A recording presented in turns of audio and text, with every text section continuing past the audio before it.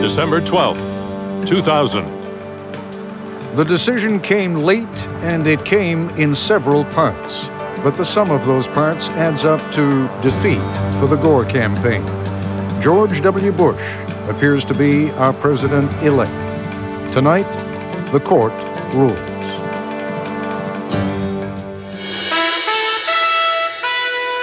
From ABC News, this is Nightline. Reporting from Washington, Ted Koppel. Bill Daley, the chairman of Al Gore's campaign, issued a statement very late tonight in which he said the Supreme Court's decision is a complex one, that Al Gore and his staff want to study it, that they will not have anything further to say until tomorrow morning. But after all this time, you are surely entitled to a clear answer as to who has won the presidential election of the year 2000. That answer, when all is said and done, finally appears to be George W. Bush. But the clarity is difficult to find in the tortured split decision handed down by the Supreme Court of the United States late this evening. And in his dissenting opinion, Justice Stevens reflects a deep concern that the court may have inflicted a damaging wound on itself.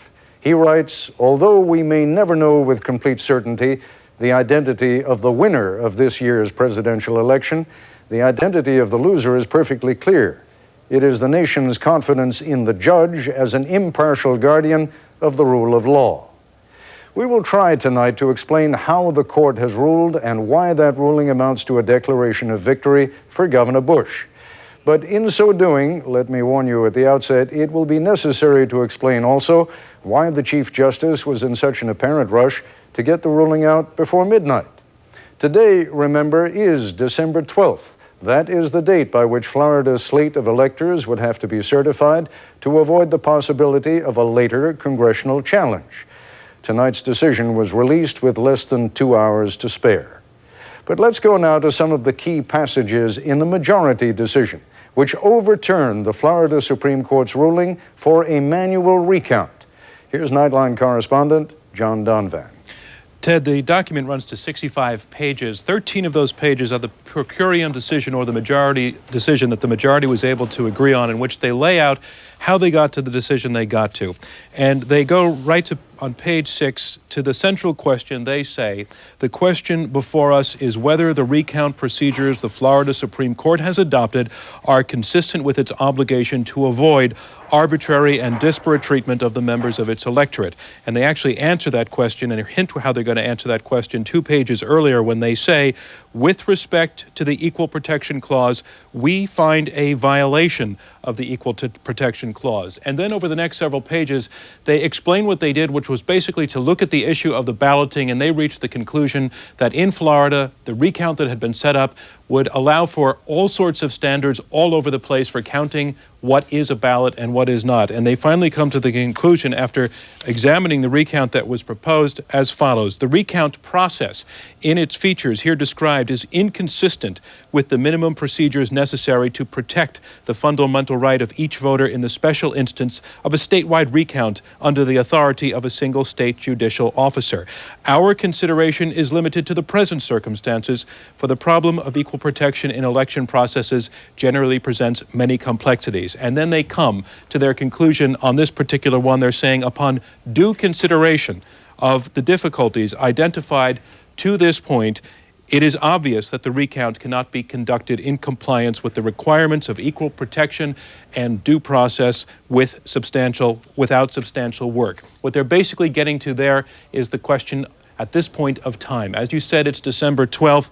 They're aware of this deadline, and they come again to the conclusion the statute requires that any controversy or contest that is designed to lead to a conclusive selection of electors be completed by December 12th, that is today. As they say, the date is upon us, and there is no recount procedure in place under the state Supreme Court's order that comports with minimal constitutional standards.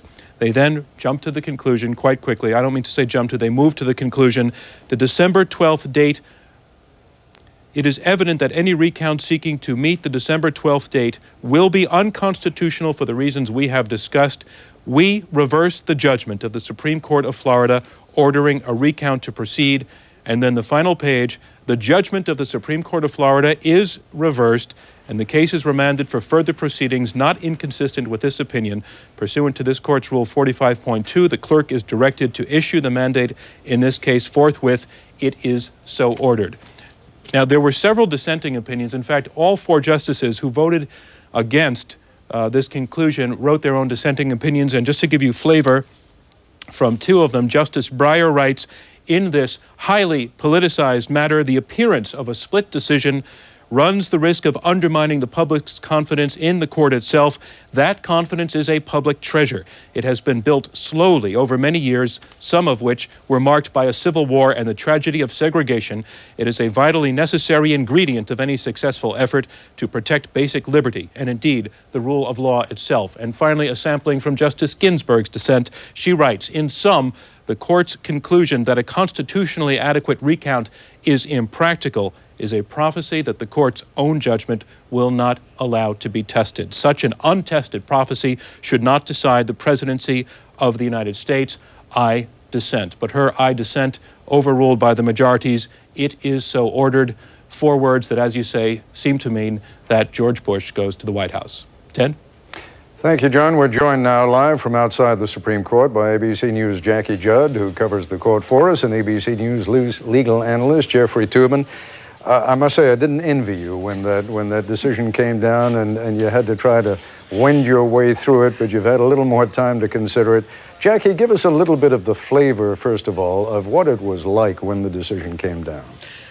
You saw it on the air, Ted. It was frenzied. It was difficult. It was a complex decision. It was ambiguous. And outside the court, there was an entirely different feeling. You were up here yourself during the first argument, Ted, and you know that there were lots of protesters here for Bush and for Gore. They were loud, they were passionate. You could always tell when their guy was up because they were cheering, and when the other guy was down, they were down. But tonight, surprisingly, this crowd was very subdued. And I think it was because they couldn't figure out, maybe from our own coverage, who exactly had won in this ruling. And so for about 2 hours, this crowd that had been so boisterous, so animated, they were quiet. They were trying to figure it out too.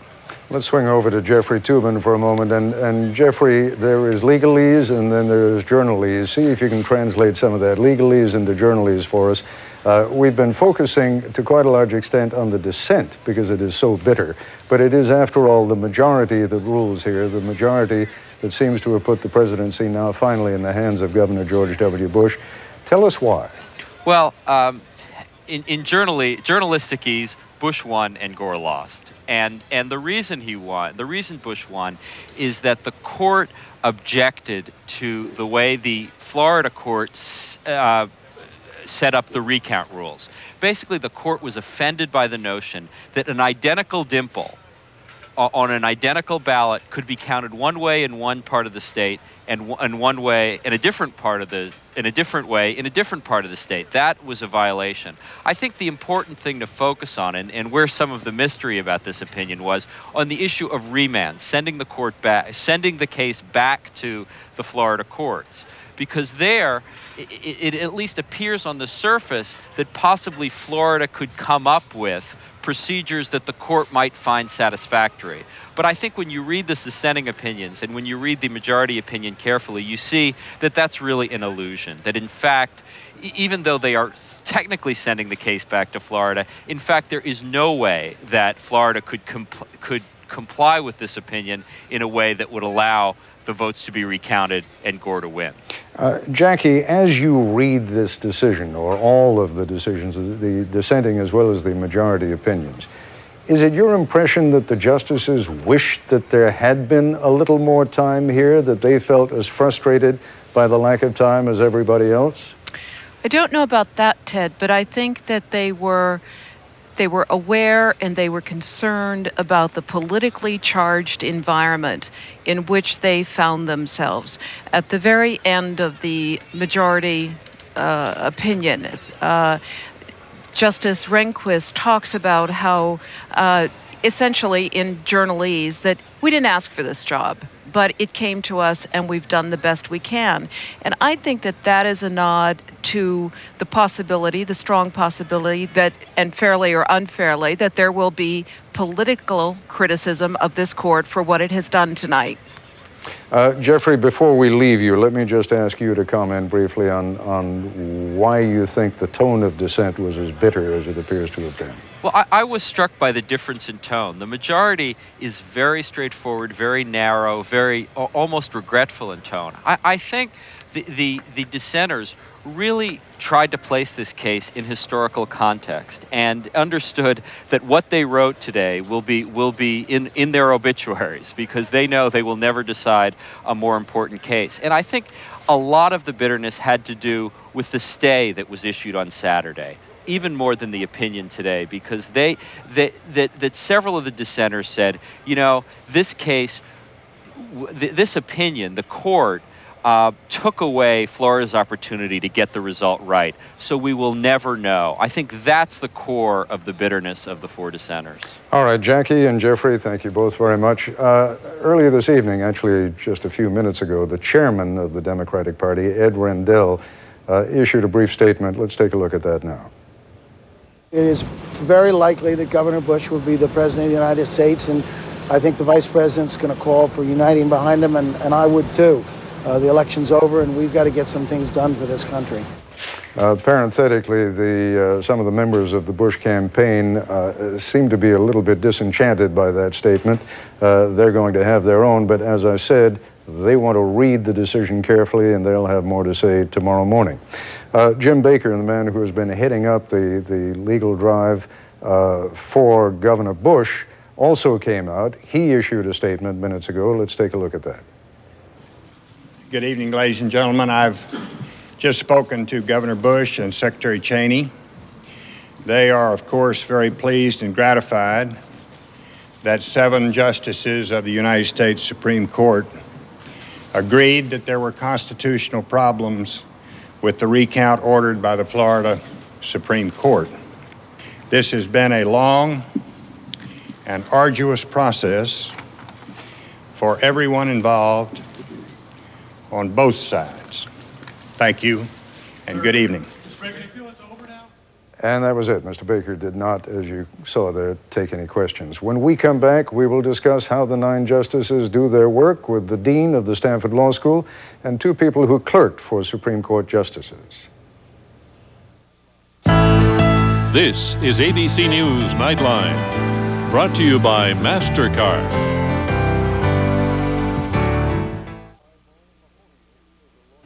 And joining us now live, Maureen Mahoney. She is a lawyer in private practice here in Washington and a former clerk for Chief Justice Rehnquist. She has argued several cases before the Supreme Court, and she joins us here in our Washington studios. Also here in Washington is Mark Tushnet, a professor of constitutional law at Georgetown University. And joining us now from Stanford University is Kathleen Sullivan. She is the dean of the Stanford University Law School. She has also argued several cases before the U.S. Supreme Court, and only last week advised the legal team for Vice President Gore. Maureen Mahoney, I think you've probably had the best chance to read this entire decision in relative peace and quiet. Tell me what leaps out at you.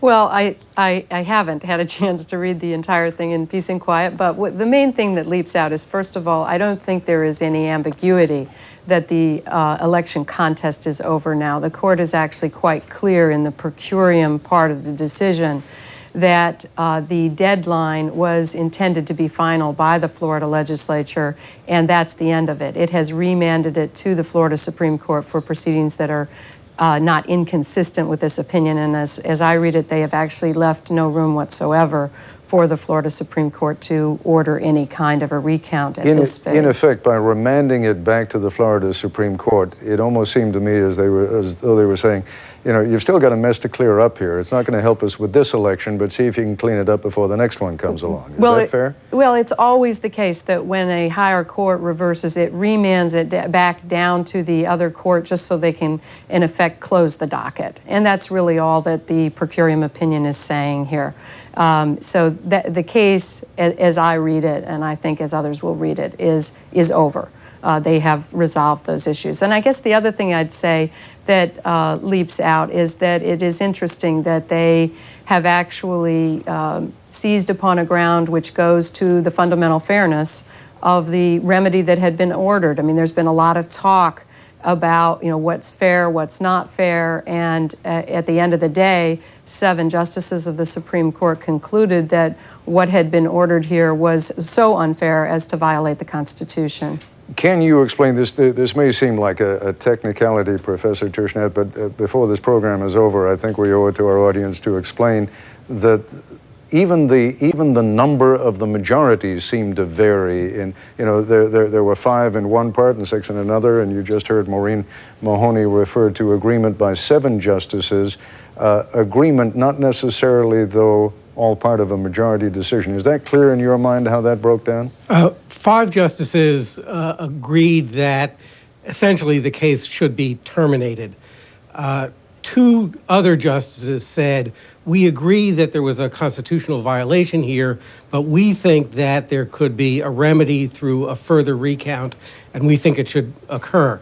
In some sense, they were splitting the difference, and their desire to have a recount was favorable to Vice President Gore, although their finding of a constitutional violation was favorable to Governor Bush. And then 2 other justices dissented completely. They thought that the Florida Supreme Court and the recount that had been going on was perfectly constitutional.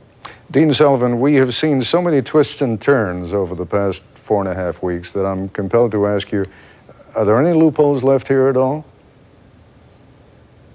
Oh, we can't hear you yet. If someone would be nice enough to open your microphone, that would definitely help. Try again. Can you hear me now? I can, indeed. Very good. There are no real loopholes left, Ted. The 5-4, there were really 3 rulings tonight. 7-2, there were equal protection problems with the way the recount was spread among the various counties. In other words, had the Florida Supreme Court brought all the votes disputed votes to be tabulated and counted in one place by one person according to the same standard, or even set a uniform standard, it might have been okay. 7-2, there was an equal protection violation in the way the votes were going to be recounted. But 5-4, it's too late to fix that. 5-4, it's too late to fix that because this is December 12th at midnight tonight. The clock tolls, and the 5-4 majority really was saying, since there wasn't enough time to count by today, it's too late under Florida's own interpretation of its own law to do the recount. 4 justices would have done the recount. So 5-4, they are saying it's over. But in doing so, what's striking is that the United States Supreme Court really decided to displace 2 other bodies. It displaced the Florida Supreme Court in the interpretation of Florida law, and it displaced Congress, which, as the 4 dissenters pointed out, might have resolved this entire question between now and January 5th if the Supreme Court hadn't precluded it. And finally, I guess the question is this like the case of the child who kills his parents and then pleads for mercy as an orphan? The Supreme Court, by issuing the stay on Saturday, contributed to a situation in which the recount couldn't have been conducted by a uniform standard by December 12th. And that's really the situation that is lamented by the dissenters who said, you should have let it go back. Let us come up with a uniform standard by December 18th when the Electoral College votes. I think after all these many weeks of uncertainty, the American public is probably just going to be enormously relieved that it is over, and probably doesn't have a great deal of appetite for the immediate or even the long-range consequences to our judicial system. But Maureen Mahoney, take on, if you would, at least the notion that is contained in a couple of those bitter dissents from justices who seem to be saying, we've done serious damage here to ourselves. I guess what I don't understand is the court is supposed to resolve disputes. That's its role. And certainly this has to be one of the most important disputes that has ever come before it. This is a presidential election, a national election. They are the highest court in the land. And they have to, in the end, resolve cases by majority decision when they can't get unanimity. So I don't really see how the dissents can really say that this really calls into question somehow the legitimacy of the court, simply because they can't reach an agreement. If they think it's important to have a unanimous decision, then it would certainly be up to the dissenters to stay silent. I think I certainly respect their rights to air their views, but I think we all have to understand that a 5-4 decision or a 7-2 decision, whatever the split might be, this is legitimate. This is the way the institution is supposed to function, and we all have to respect that decision. Yeah, there is no question that you're right. A 5-4 decision is just as binding as a 9-0 decision. But Dean Sullivan, your thoughts for a moment on what the justices meant, the dissenters, when they really spoke rather ominously of the impact they feel this is going to have on the esteem in which the courts are held. Well, Justice Stevens was most concerned in his bitter dissent about disrespect for the Florida State Supreme Court. But if there's some silver lining in the decision, it's that Justices Kennedy and O'Connor refused to go along with the most extreme form of the Bush campaign's attack on the Florida Supreme Court. Only 3 justices, Chief Justice Rehnquist and Justices Scalia and Thomas, went along with an extreme theory of Article 2 that would have said the Florida Supreme Court had no business being in this case at all, and only the Florida legislature could decide the outcome. Kennedy and O'Connor provided the 4th and 5th votes for a much narrower ruling that said, well, the Florida Supreme Court got one little thing wrong, how to do the recount. Unfortunately, at this late date, there's nothing we can do about it. So I think Justice Stevens is understandably frustrated, but the attack on the Florida Supreme Court is much less severe than it might have been, and that's really what Justice Stevens was talking about. All right, before we stop looking at the judicial side of this, Professor Tushnet, any closing comment from you? Well, it does seem to me that a lot of people are going to notice that this was a sharply ideological division between 5 conservatives and 4 relative liberals. And a lot of people are going to be skeptical that the breakdown would have been the same had the case been reversed and Governor Bush, Vice President Gore was trying to get the reversal of a decision by a favorable Republican-dominated court in a parallel case. I think that's what Justice Stevens and the dissenters are most concerned about. All right. I thank all of you very much, Professor Tushnet, Dean Sullivan, Ms. Mahoney. Good of you to join us. I'm told that Ed Rendell, the chairman of the Democratic Party, is standing by live right now. Mr. Rendell, can you hear me? Mr. Rendell? Mr. Rendell? Does Mr. Rendell... He can't hear. I'll tell you what, let's take a short break, and by the time we come back, I hope he will be able to hear me.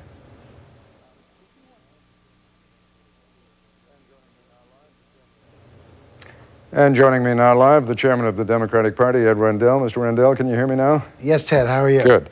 You've apparently got some senior members of the Democratic Party steaming because of your earlier statement that Vice President Gore should act now and concede. You want to reconsider what you said? No, that was based on the assumption. We were discussing it on another cable network. We were discussing that the opinion was final and definitive. If the opinion is final and definitive, obviously, there are no avenues for us to pursue. But should the Vice President have the opportunity to meet with his legal team and go over the 6 opinions that are at least appear to be very confusing to determine whether it's final and definitive, sure he should. I mean, he's fought very, very hard. He won the popular vote. Many of us believe that if 35,000 double votes had been counted, and we know they can't be legally counted, that we won Florida. So I think he has every right to proceed.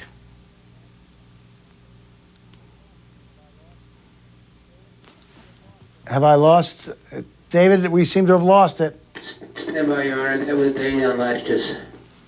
Can you hear me now, Mr. Yes, Rendell? I can, Ted. I apologize. Okay, no, that's certainly not your fault. We just got this from one of my colleagues who says this has to be attributed to sources close to the Vice President. We are downright angry that the court took this, stayed this, and then ran up the clock on its own, and then released it 2 hours before the deadline, by the way. So now we're angry, and there's the political will to fight it. If there is any way to fight this on the remand, that's what we're going to do. We're looking for a constitutionally permissible standard. And that's absolutely correct. If there is a constitutionally permissible standard to continue this, I think we should. I couldn't disagree more with the decision, Ted. I think there are 5 days left, or 6 days, until the actual electors have to vote. I think the court should have bent over backwards to find a remedy to allow the votes to be counted. But if, in fact, that's not the case, then obviously we have no alternative. And that's all I meant to say. Forgive my ignorance. I don't know if you're a lawyer. I'm not. I am. But I don't know of any superior legal body in the country to the U.S. Supreme Court. There is none. They have rendered their decision. I've just been talking to 3 legal scholars. They all seem to believe it's over. The fat lady has sung. And there does come a point. That may be so. That may be so. But they did remand the case. And they remanded the case for what, we don't know. It may have been just for cleanup, but it may have been that there is an avenue open. And does the vice president deserve a little bit of time to take a look at that with his legal team?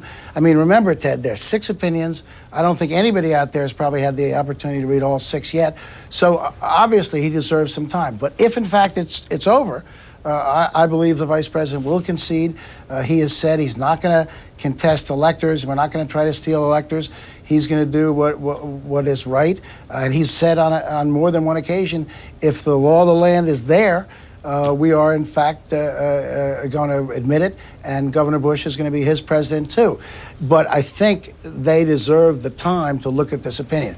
Does it appear to be over? Yes, it does. But on the other hand, they just remanded as well as reversed.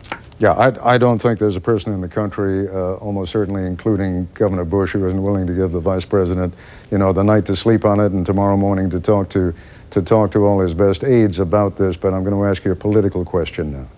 After tomorrow, I think Americans are going to be a little bit upset if the decision is made to fight this on purely political grounds. Don't you agree? Well, I don't think we can fight it on political grounds. I think there has to be an available legal remedy. And that's what I think the vice president and his team is going to look for.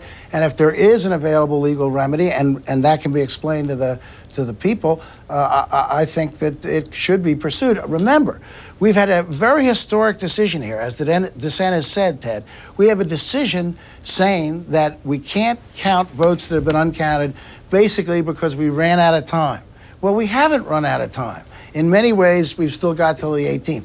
But again, if the vice president's lawyers look at this and tell him there is no avenue to pursue legally, I think he will do the right thing and try to bring this country together. But they certainly do deserve the opportunity to do that. And what I was responding to was an opinion by legal analysts that this was final and definitive.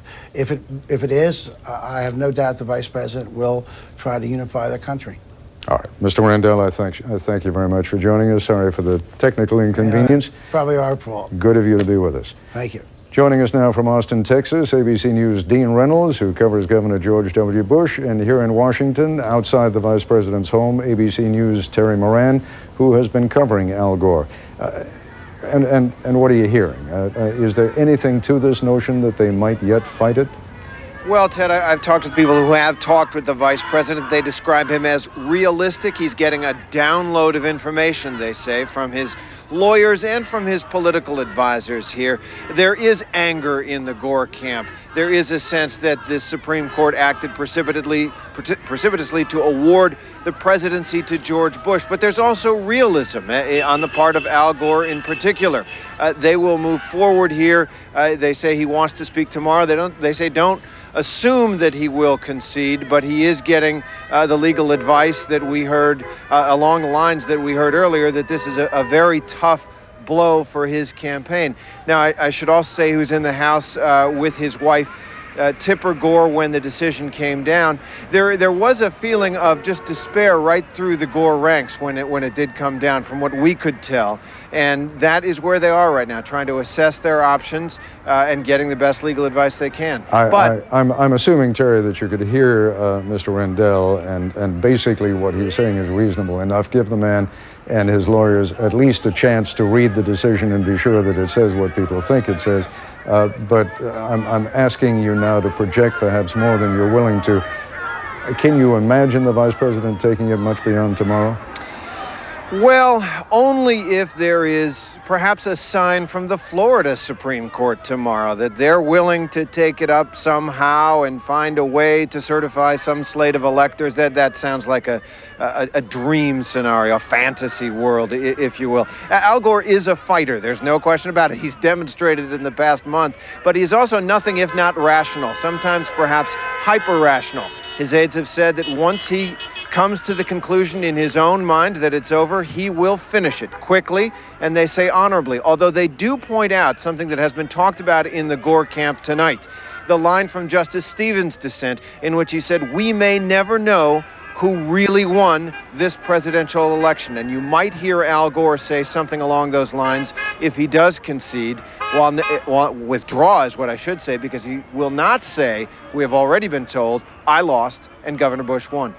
Dean Reynolds in Austin, is there still some patience within the Bush camp? Are they willing to give the vice president that much leeway? Will we not hear from the governor until after we have heard from the vice president?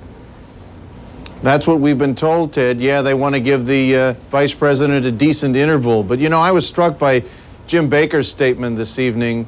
It was short, it was guarded, there was no elation, there was almost deflation, frankly, at the course of events. This is not the way the governor wanted to win this. He wanted a clear decision, certainly from the people on election night. Then he wanted a clear-cut decision by the court. He wanted to be able to come out tonight and say, the court has spoken and the results are final. Now he's in a position of saying the court has spoken and they're just as divided as the rest of the country over whether I should be president. This has got to be frustrating for the Bush people, but a win is a win. What do you think he's going to say when he comes out tomorrow? Is it your, I mean, we have heard all this talk over the last few weeks that he has in fact been preparing for the presidency, that he has been picking his cabinet, he has been picking his staff. They have been moving along as though this day would finally come. Is he ready?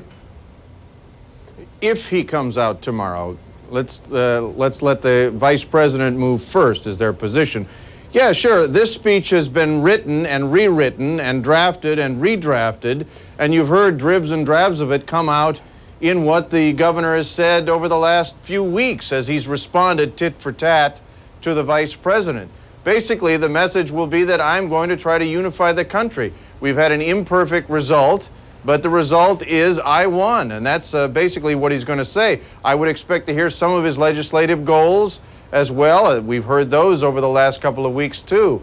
But beyond that, I think really what the governor has to do is try to cement the notion that he is the great unifier that he claimed to be during the campaign. Dean Reynolds, Terry Moran, thank you both very much. We'll be back with more in a moment.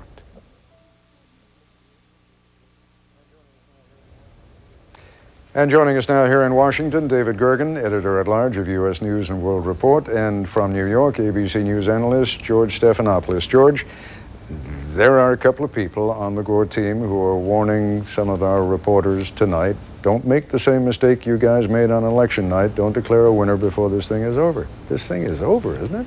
It sure seems like that to me, Ted, and I think as your legal analyst earlier pointed out, the majority, at least in the Supreme Court, seemed to say, listen, if this isn't done by the 12th, this is over. The Florida system was unconstitutional. And I think that as the day goes on tomorrow, and the Gore campaign has said that the vice president will come out and speak tomorrow, the vice president will recognize that fact somehow in his statement. But I want to pick up on, I think, an important distinction that I think Terry Moran talked about. Certainly when the vice president comes out and makes a statement, he will be gracious. He will pledge that he will support George W. Bush as he becomes president of the United States. I don't think you'll hear anything like the traditional code words, though, of the people have spoken. I mean, one of the core tenets of the Gore campaign here is that the votes of all the people have not been counted here, that we don't know what the full will of the people was. And I think Gore would want to preserve that principle and that stand even as he gets out of the race. Is there any way, David, that can be done without a general feeling sweeping through at least parts of the land that, when it's over, you have to do what you can to bring the country back together again, and this is no time to be beginning campaign 2004? I think that's right, Ted. I think the vice president, after he's had some sleep and he's had a chance to see the cold light of day, will do quote the right thing, and I think he will declare it's over, and he will not only ask for the country to be united, but I think he will hold off on any 2004 kind of preparations. His own Supreme Court legal advisor, Larry Tribe, has said tonight that it's over and that he should graciously concede defeat. Other Democrats and other lawyers are obviously saying that. So I believe very strongly that the vice president, while he's angry, while he feels a sense that that the Supreme Court has done a terrible injustice to him, that the election has never been won, or there's never been a full and fair count. He may feel that very deeply, and I think a lot of his supporters will say those things. I think he himself will be dignified when this is tomorrow, and I think we'll see a concession speech by tomorrow night, by prime time tomorrow night. George, David is right when he quotes Larry Tribe as saying what he quoted, but Larry Tribe has also backed off, just as Ed Rendell backed off on this broadcast a few moments ago. And quite clearly, people on the Gore team are saying, stop it. Everybody shut up until we have a chance to read this decision and until we have a chance to be absolutely sure that there is not even the slightest loophole here.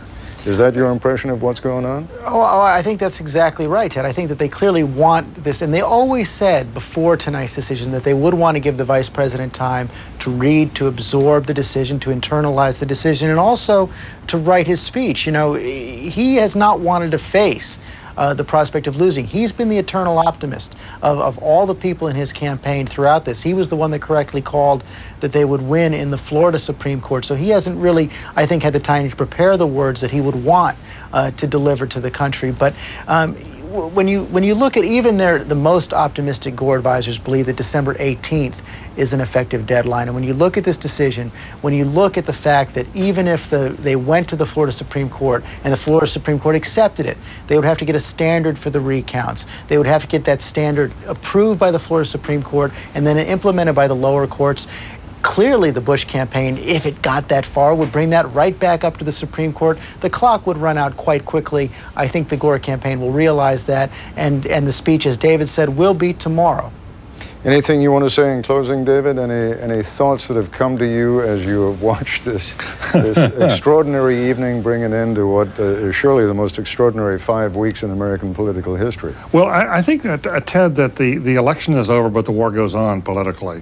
This is antietam in this civil war between Republicans and Democrats. It's not Gettysburg. I think the Republicans are going to rejoice tonight. They will argue that the Supreme Court has stepped in and prevented the Gore people and the Florida Democrats in the Florida Supreme Court from hijacking this election. They will think this is justice. The Democrats will feel that these have been on the U.S. Supreme Court. These are 9 politicians masquerading in black robes, that in fact it's been an ideological partisan decision by the U.S. Supreme Court, and they're going to carry their battle elsewhere. I think that George Bush will get a salute. It's going to be brief. I think his period of governance is going to be difficult, and I think we're in for some real political struggles in the months ahead. George, closing thought? Ted, maybe justice served, the Republicans think, but I don't think you're going to see much joy on that side. What the Supreme Court has done tonight is perhaps deny Al Gore his chance to get a recount and perhaps the presidency, but they haven't done George W. Bush any favors. Sometimes it's necessary to see things in black and white. So here's tomorrow morning's Washington Post. Court overturns recounts, giving Bush the presidency. That's our report for tonight. I'm Ted Koppel in Washington. For all of us here at ABC News, good night.